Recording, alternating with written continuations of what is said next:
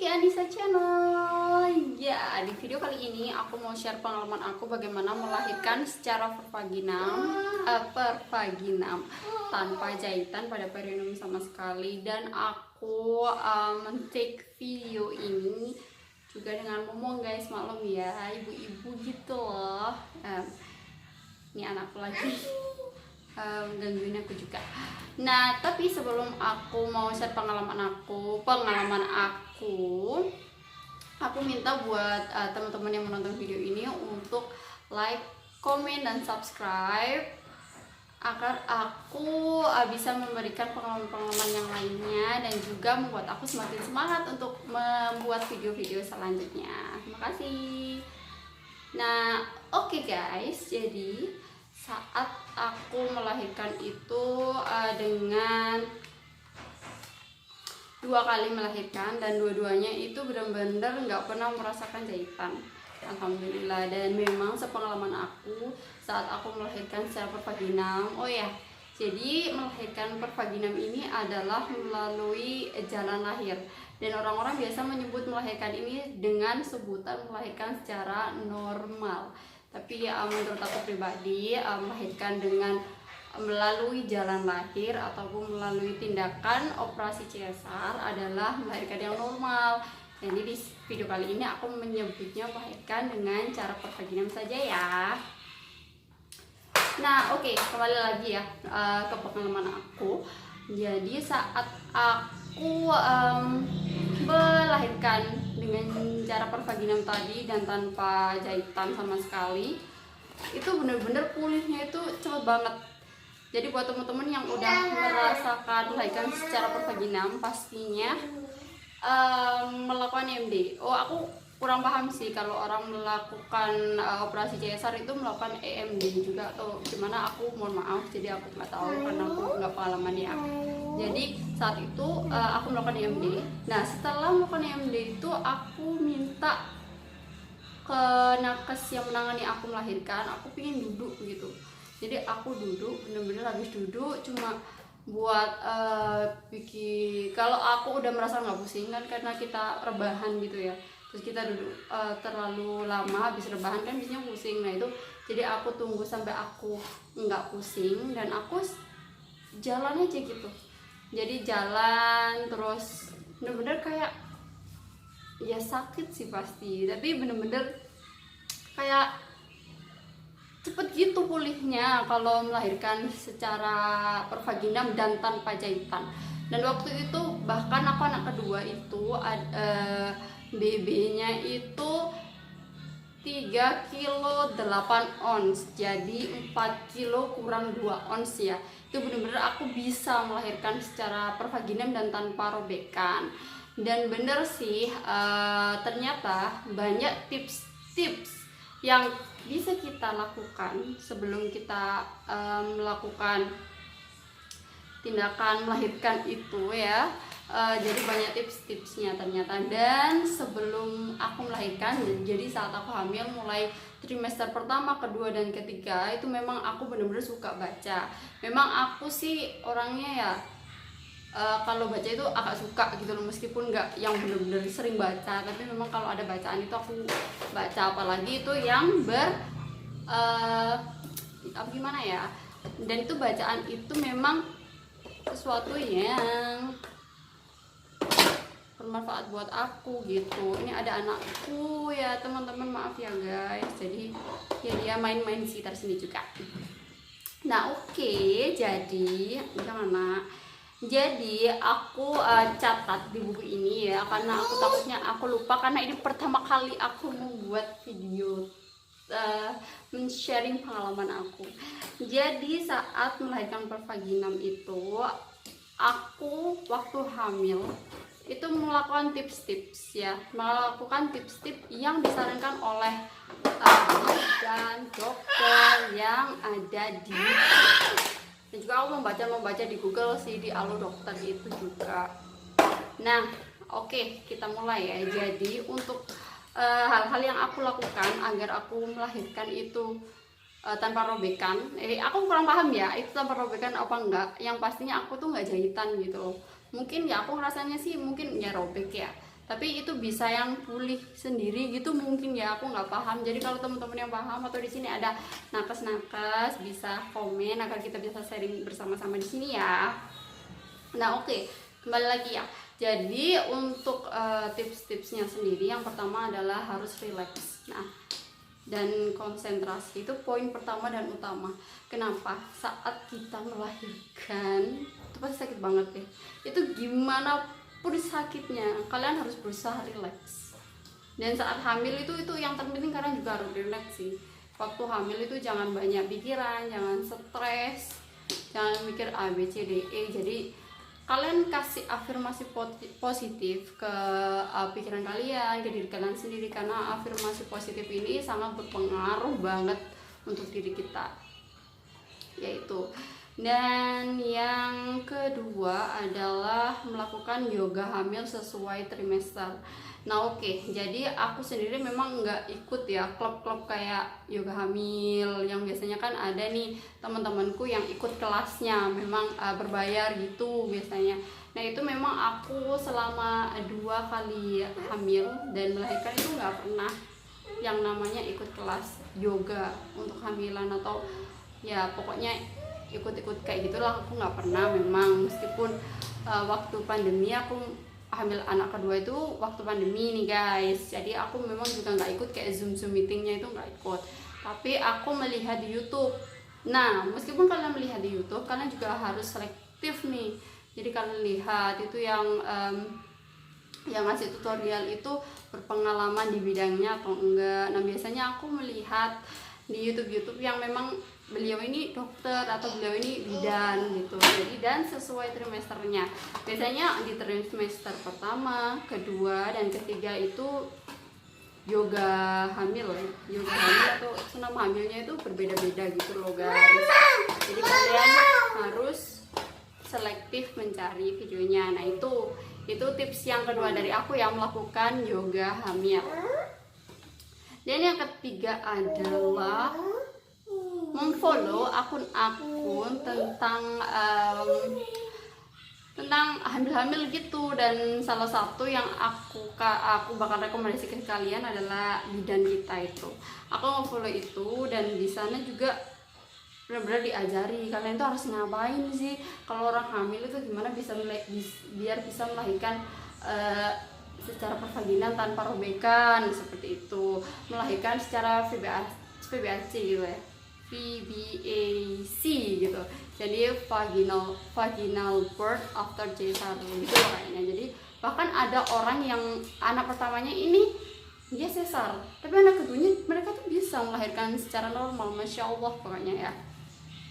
Nah terus waktu aku hamil, aku itu benar-benar belajar atur nafas. Kalau orang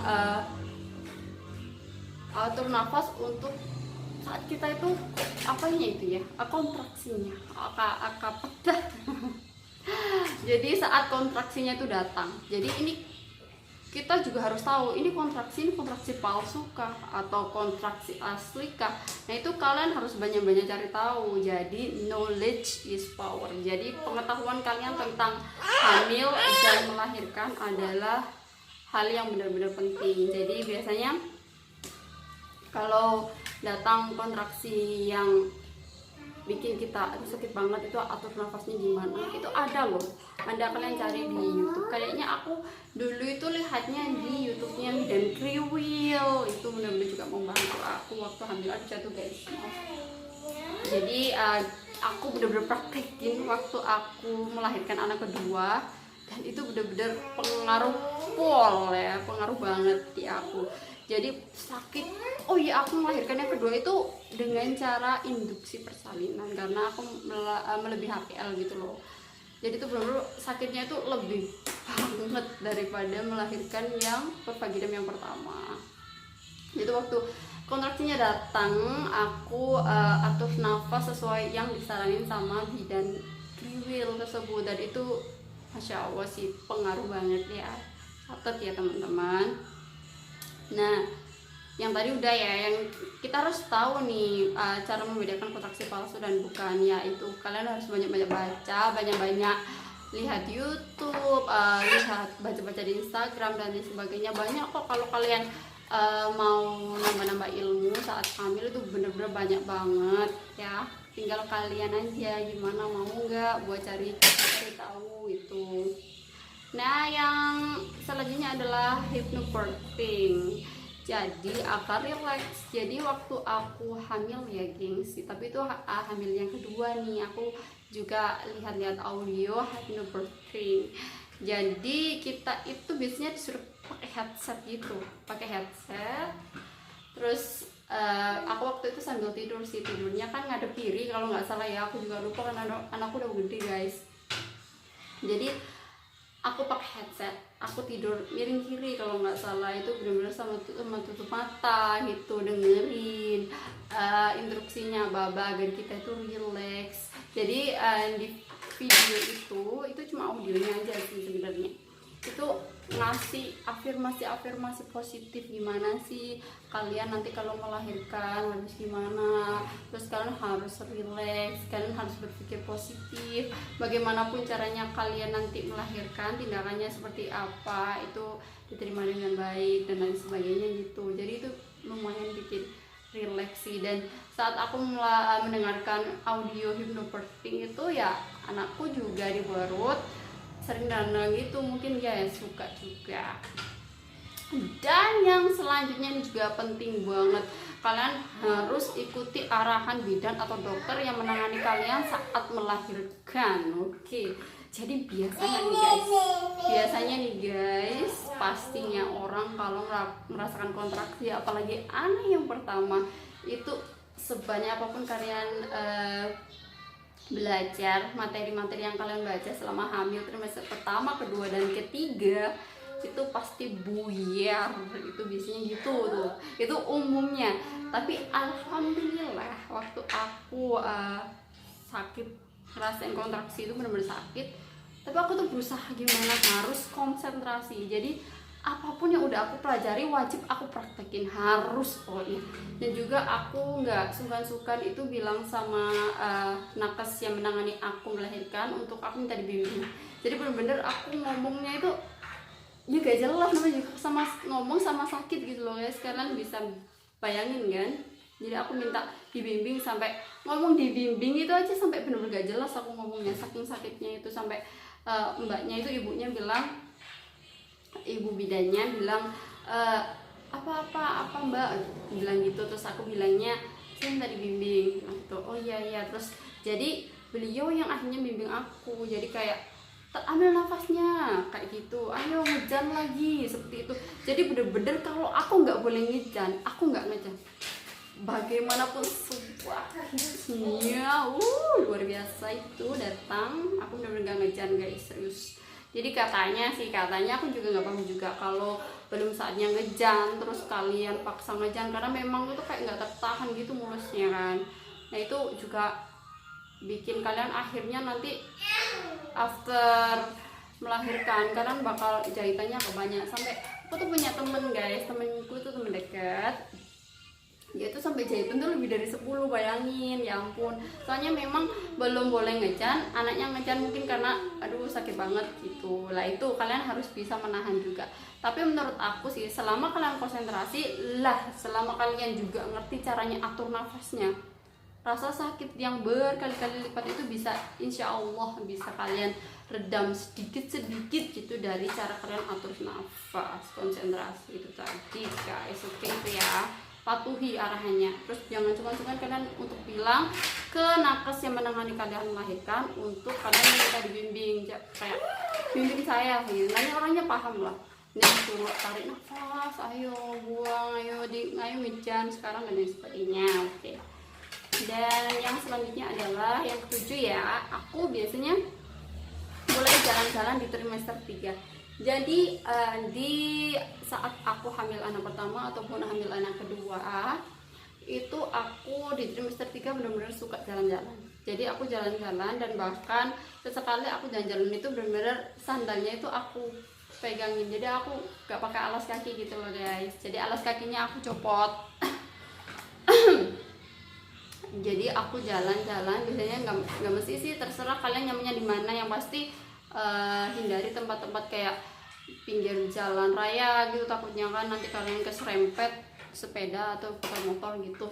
Jadi kalian kalau aku nyaranin sih paling enak itu di lapangan. Memang lapangan yang khusus biasanya banyak orang lari kayak gitu. Nah itu kalian di satu jalan, dan jalannya itu bukan jalan yang kelemar-kelemar loh guys. Jadi kalau di trimester 3 ada kok, nanti kalian cari-cari ya, di bidan kita itu biasanya banyak dikasih tahu tutorial gimana jalannya agar nanti pembukaannya itu kotaknya itu datang dengan tepat waktu gitu. Jadi jalannya itu kayak ada beatnya gitu, ada hentakannya gitu, bukan jalan yang kelemar-kelemar. Dan memang ini bener-bener ada mantap betul, bikin kita lebih mudah untuk datang kontraksi dan melahirkannya juga. Karena waktu itu ya pengalaman aku waktu melahirkan anak kedua, aku itu di RS ya, karena aku harus melakukan induksi persalinan karena aku hamilnya itu melebihi HPL gitu loh. Nah waktu itu aku sama-sama ada mbak-mbak, dia orangnya itu diinduksi gitu sama kayak aku, tapi waktu habis dipasangin obatnya, nah kita itu biasanya disuruh jalan gengs sama bidan atau dokternya. Nah itu aku jalan tuh sama mbaknya itu udah datang duluan daripada aku, mungkin selisih beberapa jam gitu, udah dipasang juga itu duluan daripada aku. Nah memang mbaknya mungkin kurang ngerti atau gimana, aku juga nggak paham. Jadi mbaknya tuh kalau jalan tuh bener-bener jalan pelan-pelan, ya mungkin sakit atau gimana aku juga nggak tahu. Tapi kalau aku jalannya bener-bener aku hentakin, pokoknya sesuai yang aku pelajarin di akun bidan kita di Instagram. Dan bener akhirnya aku melahirkan lebih cepat dari mbaknya. Jadi selang dipasang pil induksinya di jalan lahir kan, kalau waktu aku itu aku nggak pakai infus ya, maksudnya bukan infusnya itu infus biasa, bukan infus buat induksi gitu. Jadi aku selisihnya habis dipasang itu sekitar mungkin 7 jam gitu. Akhirnya aku udah alhamdulillah melahirkan. Jadi kalau mbaknya itu kayaknya nunggu 2 harian atau gimana, aku kurang paham, soalnya sampai besoknya itu mbaknya masih belum melahirkan, sedangkan aku pasangnya itu waktu itu jam 1 siang. Nah aku melahirkan itu jam 7 habis isya gitu guys. Dan itu mbaknya ternyata sampai besok harinya itu masih belum melahirkan. Nah itu jalan ya yang sesuai lah, kalian cari tahu deh, nanti kalian tahu gimana cara jalan agar kontraksinya itu cepat datang sesuai tepat waktu gitu. Dan yang selanjutnya adalah melakukan pijat perineum.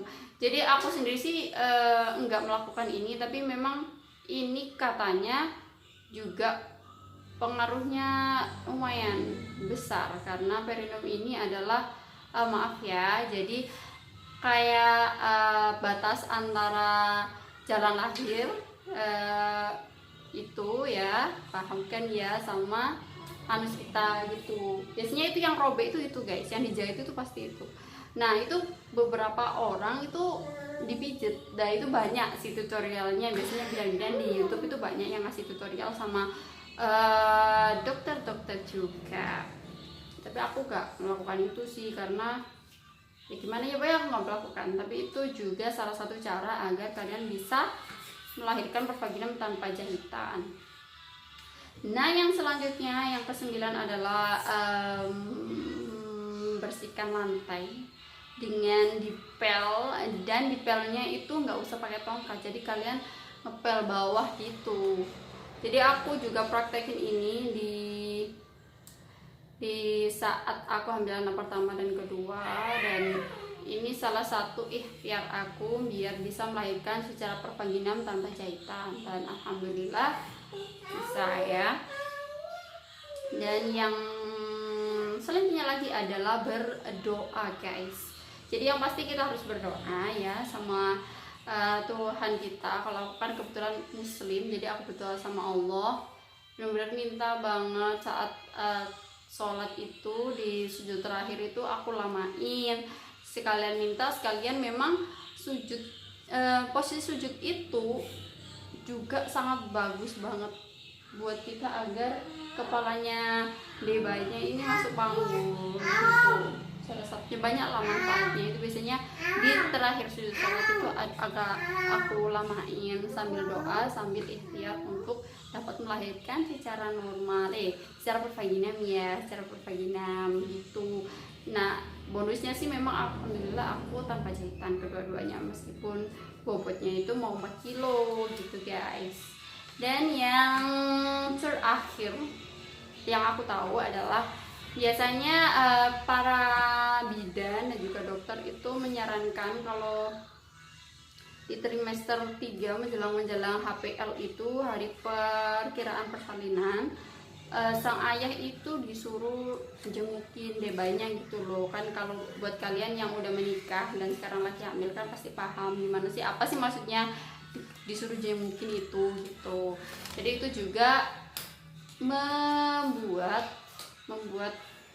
kita katanya lebih rileks, dan hormon-hormon oksitosinnya juga bekerja dengan baik. Dan hormon oksitosin ini yang bakal membantu kita untuk mendatangkan kontraksi persalinan dan membuat kita akan segera melahirkan. Karena kalau kita mau melahirkan secara pervaginam, otomatis kita harus merasakan kontraksi dulu guys, seperti itu ya. Nah, jadi itu adalah beberapa tips dari aku. Jadi ini pengalaman aku yang udah aku lakuin ya guys. Dua anakku. Jadi yang aku lakuin beberapa hal yang jangan sayang. Jadi beberapa hal yang udah aku lakuin dan aku praktekin, dan masya Allah memang pengaruh banget sama aku. Jadi buat teman-teman yang udah melakukan tips-tips dari aku, bisa komen di sini ya, bisa komen di video kali ini, ataupun yang mau tanya-tanya boleh. Nanti kalian komen aja, nanti aku bakal balas satu persatu, kita sharing di sini ya. Makasih sudah menonton video kali ini, dan selamat buat teman-teman yang udah merasakan hamil, dan juga semoga anakku guys nangis. Semoga kalian bisa melahirkan dengan lancar. Oke. Tuh anakku. Yaudah deh, anakku udah nggak mau ditinggal buat bikin videonya. Dadah guys.